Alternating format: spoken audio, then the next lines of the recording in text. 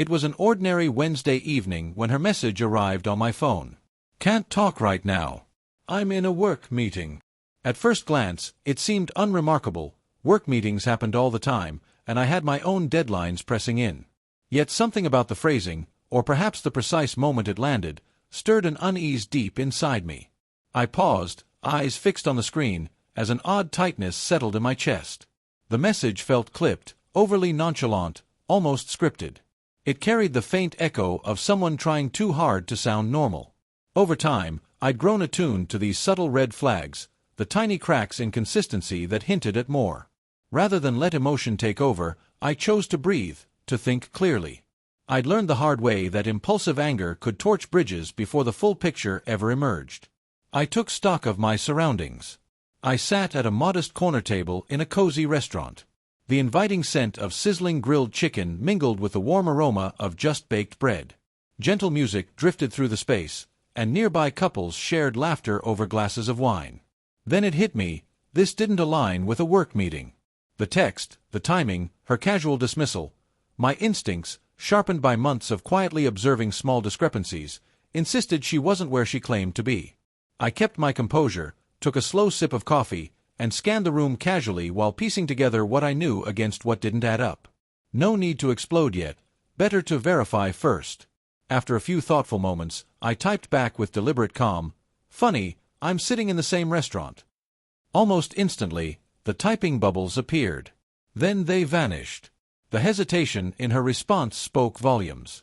Those few seconds stretched into what felt like an eternity.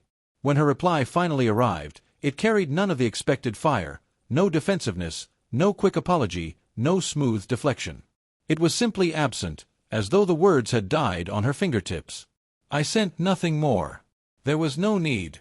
My measured, almost serene reply had pierced straight through her facade. She understood in that instant that her cover story had slammed into cold reality, and she had no script prepared for it. I rose and made my way through the restaurant at an unhurried pace.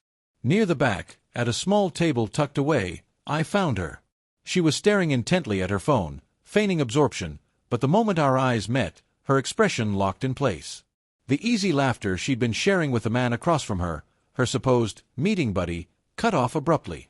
Her mouth opened, then snapped shut without a sound. Her fingers clenched around her glass, knuckles whitening as the blood drained from her cheeks. The restaurant continued its lively hum around us, people eating, chatting, clinking glasses, oblivious to the private tempest unfolding. But she was utterly laid bare. Every secretive glance, every concealed smile she believed was safe, evaporated in the light of my presence. I didn't shout. I didn't charge forward. I approached with steady, purposeful steps, each one weighted with quiet certainty.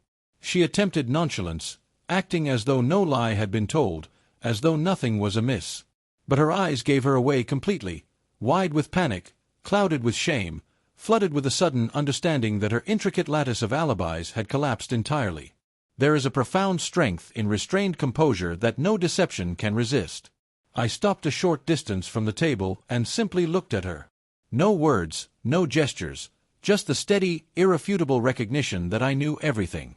Her companion sensed the shift immediately. He let out a nervous laugh, eyes darting between us, trying to play it off as a misunderstanding. My face remained cool, composed, immovable. That alone silenced him. He grasped that he'd wandered into territory far outside his role. The entire restaurant seemed to contract around our table, the ambient sounds dimming as the intensity of the moment took over.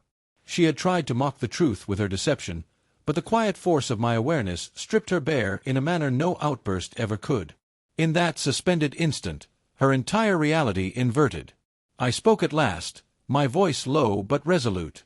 "Funny, isn't it? How truth catches up so quickly." Her lips parted, but nothing emerged. She started to form a reply, then reconsidered. I required no explanations. I required no theatrics. I allowed her to remain there, immobilized, absorbing the full gravity of the truth she had attempted to evade. Nearby diners began to notice the charged atmosphere, casting subtle glances without grasping the details. The understated authority of calm clarity rang louder than any raised voice could. Time stretched. She sat stiffly, pretending to take a sip of water, yet her hand trembled visibly. I observed her without condemnation, only detached clarity. Every tiny flinch, every flash of remorse, merely confirmed the reality I'd already accepted. I had exposed her not through fury or interrogation, but through patient vigilance and the unassailable power of simple awareness. The world she thought she had mastered disintegrated without a single raised tone. And in that quiet revelation, a deeper truth crystallized for me. Exposure through serenity often carries more impact than explosive confrontation. At length, she lifted her gaze, eyes enormous, pleading, ashen. "I can explain," she whispered. I shook my head once, slowly. "No, you can't. Not this time. You believed you could lie, conceal, and control the narrative. But I saw through it all.